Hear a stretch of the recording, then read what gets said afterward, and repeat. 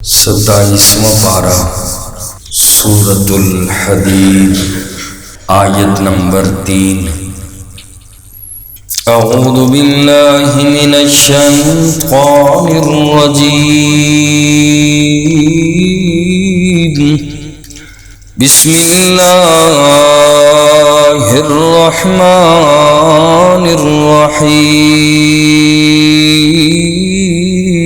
هو الاول، وہی اول بھی ہے، والآخر اور آخر بھی، والظاہر اور ظاہر بھی، والباطن اور پوشیدہ بھی وہی ہے، وَهُوَ بِكُلِّ شَيْءٍ عَلِيمٌ، اور وہ ہر چیز کو خوب جاننے والے ہیں۔ اللہ کی صفات اور تعریف کا تذکرہ چل رہا تھا۔ اس سے پہلے سبح للہ ما فی السماوات والارض، ہر اس چیز نے اللہ کی تسبیح بیان کی ہے جو آسمانوں اور زمینوں میں ہے، سورج، چاند، ستارے، پہاڑ، صحرا، دریا، پانی کا ہر ہر قطرہ، زمین کا ہر ہر ذرہ، درخت کا ہر ہر پتا اللہ کی تسبیح بیان کرتا ہے۔ وَلَٰكِن لَّا تَفْقَهُونَ تَسْبِيحَهُمْ، اللہ نے فرمایا تم ان چیزوں کی تسبیح سمجھ نہیں سکتے۔ اور آج کی اس آیت میں اللہ کی 4 صفات بیان کی۔ پہلی صفت بیان فرمائی هو الاول، اللہ کی ذات ہی اول ہے، اللہ سے پہلے کوئی بھی چیز نہیں تھی، وہ اللہ ہمیشہ سے موجود ہیں۔ والآخر، دوسری صفت بیان فرمائی کہ آخر بھی ہے، اللہ اول بھی ہے اور آخر بھی ہے۔ آخر کا معنی کہ جس کی کوئی انتہا نہ ہو، جب کائنات کی ہر چیز فنا ہو جائے گی، اللہ کی ذات اس وقت بھی موجود رہے گی۔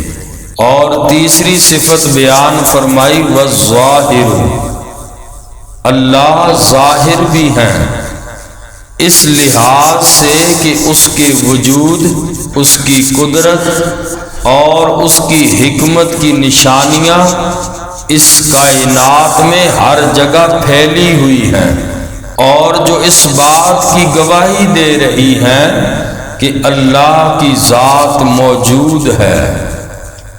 وَفِي كُلِّ شَيْءٍ لَهُ آیَةٌ تَدُلُّ عَلَىٰ أَنَّهُ وَاحِدٌ، ہر چیز میں اللہ کی نشانی ہے جو اس بات پر دلالت کرتی ہے کہ وہ اللہ کی ذات وحدہ لا شریک ہے، کہ اللہ کے ساتھ کوئی بھی شریک نہیں۔ تدل علی انہ واحد، انسان کائنات کی کسی بھی چیز میں غور کرے تو پتہ چلے گا یہ رب کے علاوہ کوئی بھی نہیں بنا سکتا۔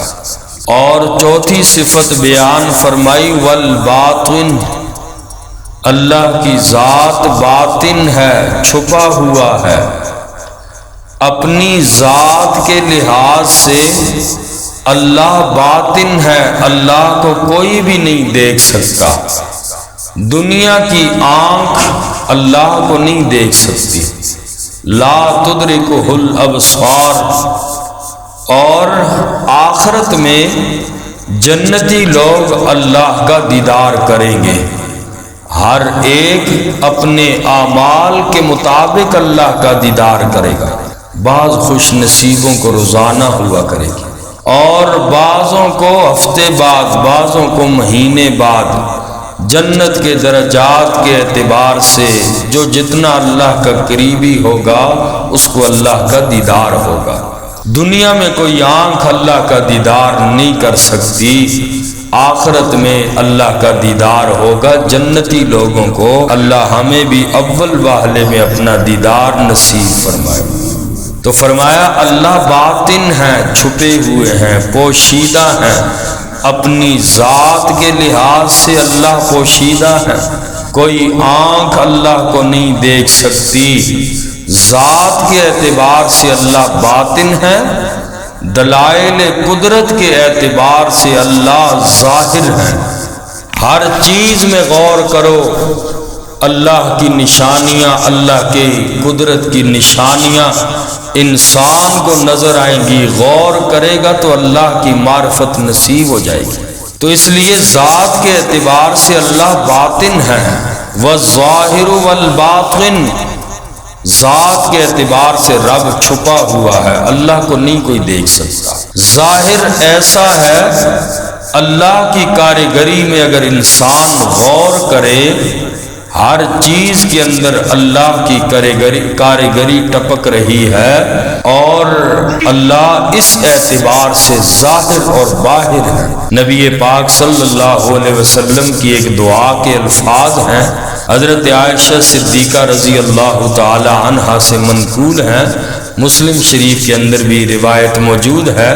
آقا علیہ الصلوۃ والسلام دعا فرمایا کرتے تھے، اللہم انت الاول فلیس قبلک شیء، اے اللہ آپ ہی پہلے ہیں، آپ سے پہلا کوئی بھی نہیں، وانت الآخر فلیس بعدک شیء، آپ ہی آخر ہیں، آپ کے بعد کوئی بھی نہیں ہے، وَأَنْتَ الظَّاهِرُ فَلَيْسَ فَوْقَكَ شَيْءٌ، آپ ہی ظاہر ہیں، کوئی آپ سے اوپر نہیں ہے، وَأَنْتَ الْبَاطِنُ، اور آپ اللہ آپ ہی باطن ہیں، وَأَنْتَ الْبَاطِنُ فَلَيْسَ دُونَكَ شَيْءٌ، آپ ہی باطن ہیں اور کوئی آپ سے مخفی تر نہیں ہے، یعنی آپ سے زیادہ چھپا ہوا کوئی نہیں ہے۔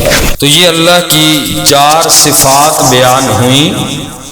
فرمایا ہوں الاول والآخر والظاہر والباطن، وہی اول بھی ہے، اللہ کی ذات آخر بھی ہے، والظاہر والباطن، اور ظاہر بھی ہے پوشیدہ بھی ہے، وَهُوَ بِكُلِّ شَيْءٍ عَلِيمٌ، اور وہ ہر چیز کو خوب جاننے والے ہیں۔ هُوَ الَّذِي خَلَقَ السَّمَاوَاتِ وَالْأَرْضَ، والذی، اللہ کی ذات وہ ذات ہے، خلق السماوات والارض، جس نے آسمانوں اور زمینوں کو پیدا کیا، فی ستۃ ایام، 6 دنوں کی مقدار میں، ثم استوى علی العرش، پھر وہ قائم ہوئے عرش پر، یعلم ما یلج فی الارض، وہ جانتے ہیں جو داخل ہوتا ہے زمین میں، وما یخرج منہا، اور جو کچھ اس سے نکلتا ہے، وما ينزل من السماء، اور جو کچھ آسمان سے اترتا ہے، وما يعرج فیہا، اور جو کچھ چڑھتا ہے آسمان میں، وَهُوَ مَعَكُمْ، اور وہ اللہ تمہارے ساتھ ہے، اَيْنَمَا كُنْتُمْ، جہاں بھی تم ہو، واللہ، اور اللہ تعالی، بما تعملون بصیر، جو کچھ تم کرتے ہو اللہ دیکھ رہے ہیں۔ اس آیت مبارکہ میں اللہ کریم نے زمین و آسمان کی تخلیق کا ذکر فرمایا۔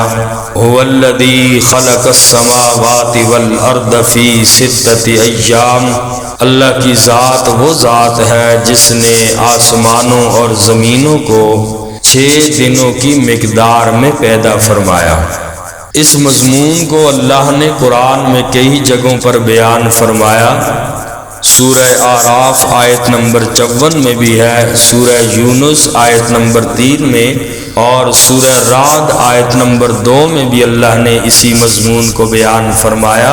سورہ طٰہٰ آیت نمبر 5 میں بھی اللہ نے اس مضمون کو بیان فرمایا، سورہ فرقان میں بھی، اور اسی طرح سورہ حامیم السجدہ میں بھی اللہ نے بیان فرمایا۔ آیت نمبر 9 ہے، اللہ نے بالکل واضح الفاظ میں فرمایا قُلْ أَئِنَّكُمْ لَتَكْفُرُونَ بِالَّذِي خَلَقَ الْأَرْضَ فِي يَوْمَيْنِ، اے میرا نبی آپ فرما دیجئے کیا تم لوگ واقعی انکار کرتے ہو اس ذات کا خَلَقَ الْأَرْضَ فِي يَوْمَيْنِ، جس نے زمین کو پیدا کیا 2 دنوں میں، وَتَجْعَلُونَ لَهُ أَنْدَادًا، اور تم اس کا شریک بناتے ہو، ذَلِكَ رَبُّ الْعَالَمِينَ،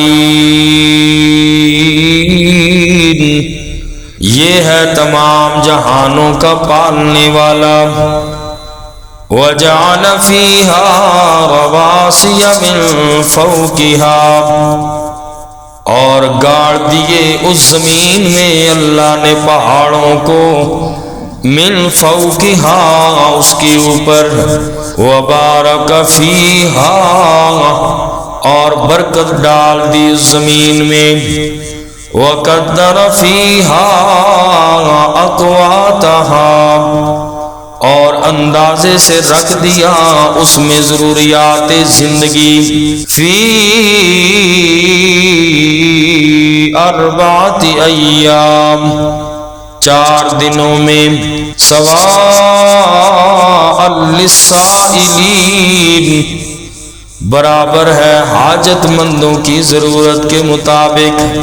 ثم استوى الى السماء وهي دخان، پھر اللہ نے ارادہ کیا آسمان کا، وهي دخان، اور وہ دھواں تھا، فقال لها، پس اللہ کریم نے آسمان سے فرمایا، وللارض، اور زمین سے، ائتیا طوعا او کرہا، وجود میں آ جاؤ خوشی سے یا جبرن مجبوری سے، قالتا اتینا، دونوں نے کہا، یعنی آسمان اور زمین دونوں نے کہا، اتینا طائعین، ہم آتے ہیں خوش دلی کے ساتھ۔ فَقَضَاهُنَّ 7 سَمَاوَاتٍ فِي يَوْمَيْنِ، پھر بنا دیا ان کو 7 آسمان 2 دنوں کے اندر۔ تخلیق کائنات کو اللہ نے بیان فرمایا۔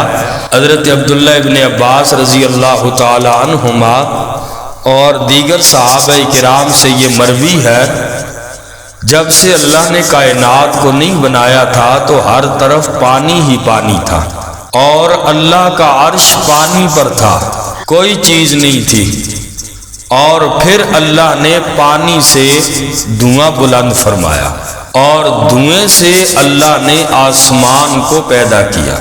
پھر اللہ کریم نے زمین کو بنایا 2 دنوں میں، اور 2 دنوں کے اندر اللہ نے زمین کے اندر جو جتنی بھی چیزیں ضروریات زندگی کی تھیں، اللہ پاک نے 2 دنوں میں ان چیزوں کو رکھا، اور پھر 2 دنوں کے اندر اللہ کریم نے آسمان کو بنایا۔ اور حضرت عبداللہ ابن جریر رضی اللہ تعالی عنہ، ان سے روایت ہے کہ اتوار والے دن سے مخلوق کی پیدائش کو اللہ نے شروع کیا۔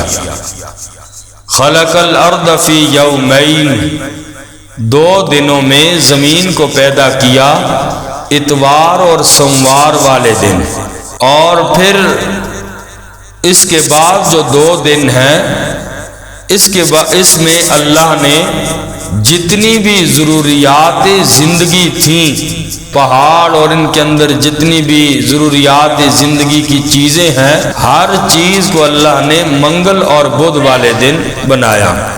اور پھر اسی طریقے سے فَقَضَاهُنَّ سَبْعَ سَمَاوَاتٍ فِي يَوْمَيْنِ، 2 دنوں میں اللہ نے آسمان کو بنایا، جمعرات اور جمعے کے دن اللہ نے آسمان کو بنایا۔